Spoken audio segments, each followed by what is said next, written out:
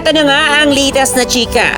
Usap-usapan pa rin sa social media ang habon sa relasyon nila Andy Eigenman at partner nitong si Pilmar Alipayo. Sa latest post ni Andy sa kanyang Instagram story na kanya na rin binura, they play victims in crimes they committed. Na ayon sa mga netizens ay tila tugon sa mga naging pahayag ni Pilmar nitong nakaraang Sabado. Matatanda ang sunod-sunod ang makakahuligang post sa Instagram ng mag-partner. Nilinaw rin ni Andy na hindi niya inaakusahan ng panloloko ang kanyang asawa, kundi para bigyang linaw ang pagtataksil ng isang taong pinagkakatiwalaan niya.